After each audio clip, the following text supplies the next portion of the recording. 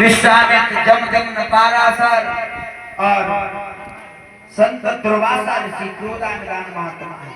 ये सभी संतों की मंडली गई और जाकर के उस आश्रम में ठहर गई। जो या कन्हैया है, इन कृष्ण के वंशज कितने भागवत जी में बताए हैं? 56 करोड़ यदुवंशी थे।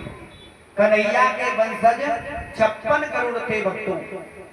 उनमें से शाम नाम का बेटा जो सत्यभामा का लड़का है, जो कन्हैया की दूसरी पत्नी है सत्यभामा, उसका बेटा है भक्तों शाम को लड़कों ने एक साड़ी पहनाई और पेट से कढ़ाई को बांधा, यानी वो लड़का महात्माओं से मजाक करने के लिए गए।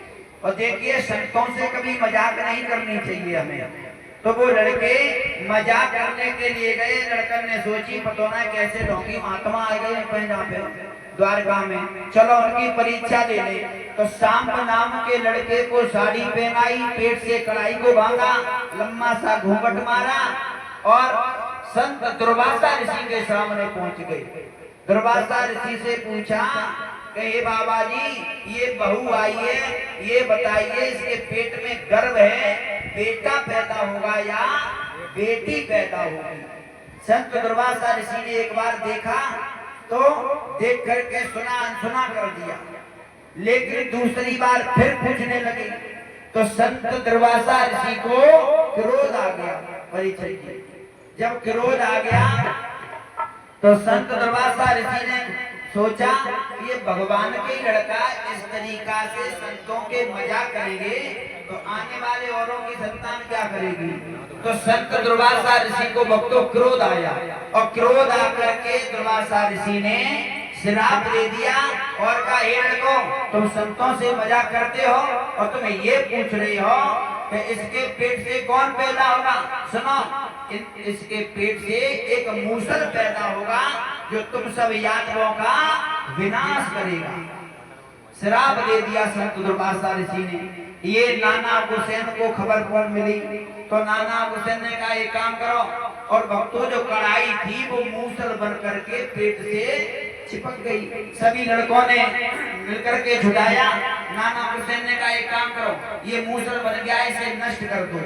तो समुद्र के किनारे पत्थर पर घिसना प्रारंभ कर दिया। वो लोहे का मूसल घिसते गए, उसकी रज थी वो समुद्र में बहती गई, जिससे एरका नाम की घास पैदा हुई। चाहे हम तुम पटेरो कहते हैं ना, अपने यहाँ होती है। एरका नाम की घास पैदा हुई, छोटी सी कीली बची, वो समुद्र में फेंक दी। जिस कीली को एक मछली निकल गई, वो जरा नाम का व्याधि आया, उसने जाल डाला समुद्र में। तो भक्तों वही मछली उस जाल में फंस गई। उस जरा नाम के व्याधि ने जब उस मछली का पेट चीरा तो भाई सुंदर सी कीली निकली। वहां ने सोची कीली अच्छी है, ये तो शिकार के काम आएगी। उसने क्या किया, अपनी बाण की नोक पर उस कीली को लगा दिया। अब देखना कैसे विनाश होता है। ये संत दुर्वासा ऋषि का श्राप था।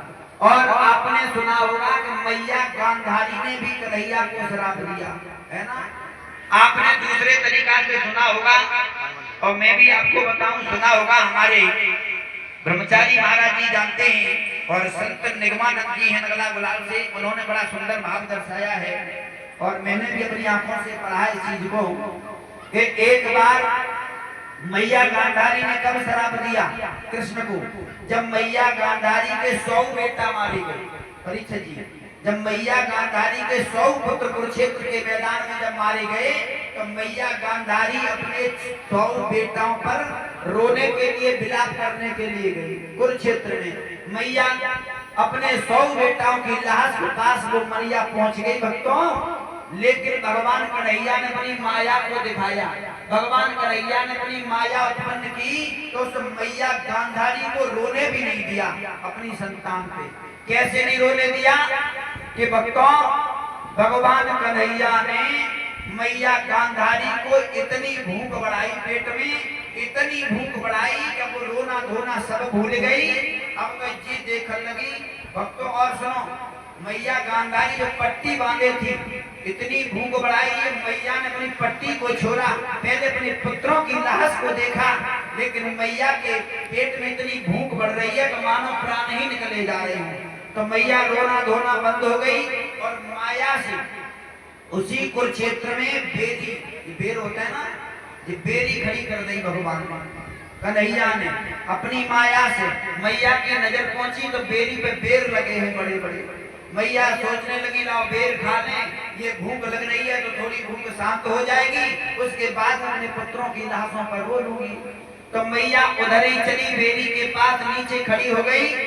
देखने में लग रहे थे कि बेर नीचे हैं, लेकिन बेर ऊंचे हैं। मैया ने हाथ बढ़ाया, बेर ऊंचे नहीं पहुंच रही है, ज्यादा फैसला नहीं है, बस 2-4 अंगुल का फैसला होता है। तो भक्तों मैया ने क्या किया, देखिए ऐसी कोई मैया होगी, मैया भूख के मारे मरी जा रही है, और भक्तों माई ने क्या किया, अपने एक बेटा की लाश को खींचा। भाई बैरिया के नीचे एक बेटा की लाश को खींचा और उस बेटे की छाती पर खड़े होकर के बेर को तोड़ने लगी, लेकिन बेर फिर ऊंचे हो गई। दूसरी लाश को खींचा, उसके ऊपर रख लिया, फिर मैया खड़ी हो गई और जैसे बेर की तरफ हाथ गए फिर बेर ऊंचे हो गए।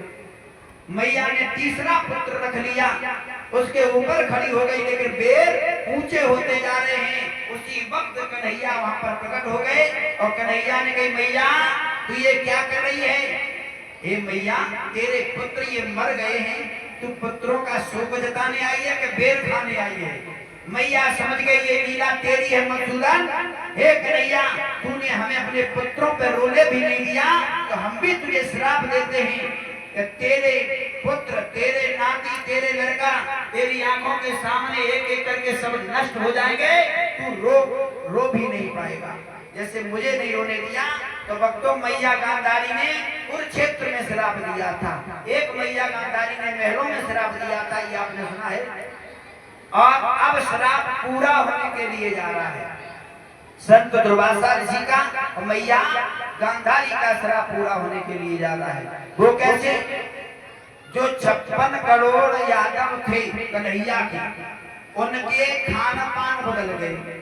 खान पान कैसे बदल गए भक्तों, खाने पीने के बजाय वो पीने खाने पर आ गए, मदरा पीने लगे, दारू का सेवन करने लगे। जब दारू का सेवन करने लगे तो आपस में, जब दारू ऐसी चीज होती साहब अच्छे में लड़ाई करा देते, दारू का सेवन करने लगे और दारू का जब उन्होंने सेवन किया आपस में लड़ाई होने लगी, गाली गलौज होने लगी, तीर तलवार खिंच गए। जब तीर तलवार से पार ना पड़ी तो वही समुद्र के किनारे जो एर का नाम की घास पैदा हो गई थी, वो तो श्राप है, उसी घास को वो उखाड़े और एक दूसरे में मारने लगे। भक्तों को दुधारा का काम करने लगी तलवार का, आपने देखा होगा तलवार की तरह होती है वो, हाँ, तो वो दुधारा का काम करने लगी। आपस में 56 करोड़ यादव लड़ करके कट के 56 करोड़ मर गए। अब यहाँ पर ये प्रश्न उठता है, फिर यादव आए कहां से, आपको बता दूं, एक वज्रनाम का लड़का था, वज्रनाम का लड़का था, वो तीर्थ स्थल पर घूमने के लिए गया था, तो वो बच गया था। और जो मैया गर्भवती थी वो अपने पतियों के साथ सती नहीं हुई थी, इनसे ये थोड़े बहुत याद बचे हैं, है ना, एक परीक्षा जी। अब क्या हुआ, जब 56 करोड़ यदुवंशी मर गए हैं, नाना हुसैन ने सुना तो दिल का दौरा पड़ गया कि मेरे सामने मेरे ये नाती सब मर गए, दिल का दौरा पड़ा, वो भी मर गए। अब भैया जब नाना हुसैन नहीं रहे, उसके बाद बलराम भैया ने सोचा मैं क्या करूंगा, वो समुद्र में पहुंचे और जाकर के 5 फल वाला नाग निकला और नाग के मुंह में जाकर के बलराम भैया भी विलय हो गए। उसके बाद कन्हैया अकेले बचे और कन्हैया ने कहा अर्जुन से, अर्जुन उस वक्त वहीं थी, अर्जुन से कहा हे अर्जुन एक काम करो, जो कृष्ण की पत्नियां थी ना, कृष्ण ने कहा हे अर्जुन हमारी पत्नियों को वृंदावन में ले जाओ, जहां पर राधा की सानिध्य में लेकर इनका कल्याण होगा, क्योंकि 7वें दिन ये द्वारका समुद्र में विलय हो जाएगी, ये समुद्र में डूब जाएगी। तो अर्जुन लेकर के चलने लगे हैं। अर्जुन लेकर के चलने लगे भक्तों। उधर कन्हैया पहले से पहुंच गए। जंगल में पहुंचे, एक पीपल का वृक्ष है, उसकी खो में पैर पे पैर रख करके कृष्ण लेट गए हैं। कन्हैया जब लेट गए भक्तों, वही जरा नाम का व्याधि चला। जब द्वारका में सभी मर गए थे, उसके बाद कितने बचे थे परीक्षित जी? एक कन्हैया का बहुत परम भक्त था, के सुदामा भक्त हुआ है, या एक और लाडला भक्त है जो भागवती में अंतिम श्लोक के माध्यम से बताया गया है, जिसका नाम है दारुक सारथी। जो कन्हैया का दारुक सारथी था, कृष्ण की इतनी बड़ी कृपा थी, जब रथ के ऊपर चढ़ते थे तो उसके कंधे पे हाथ रख के चढ़ते थे, जब रथ से उतरते थे उसके कंधे पे हाथ रख करके नीचे उतरते थे। दारुक सारथी से कहा, हे दारुक सारथी तुम भी वृंदावन में जाओ। उद्धव थे, उद्धव से कहा तुम भी वृंदावन में जाओ। अर्जुन थे, अर्जुन से कहा तुम इन गोपियों को लेकर के वृंदावन में चले जाओ, क्योंकि ये द्वारका विलय होने वाली है।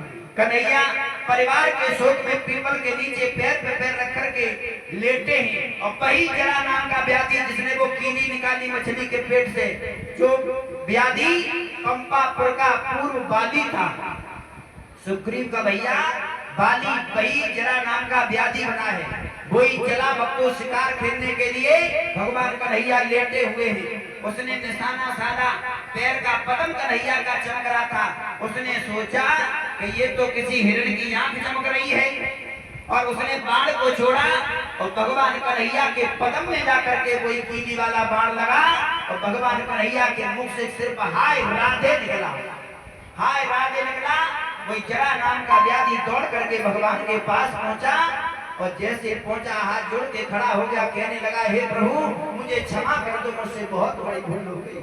भगवान ने कहा कोई बात नहीं, ये तो बदला है, ये तो बदला है, क्योंकि बदला कभी किसी का छूटता नहीं है साहब। भगवान का छूटा नहीं, हमारी और आपकी औकात क्या है। भगवान ने कहा कन्हैया ने, हे व्याधि ये तो बदला है, पूर्व जन्म में तू पंपापुर का बाली था और मैं राम था, तब मैंने वृक्ष की याद लेकर के छिप करके तेरे ऊपर बाण चलाया था, आज तूने छिप करके मेरे ऊपर बाण चलाया है। कोई बात नहीं है, मुझे तो अपने धाम के लिए जाना है। और भक्तों 1 से 25 वर्ष तक, 1 से 25 वर्ष तक भगवान कन्हैया इस धरा धाम पर रहे, और 1 से 25 वर्ष के बाद इस धरा धाम को छोड़ करके भगवान कन्हैया गोलोक धाम के लिए चले गए। बोल कन्हैया।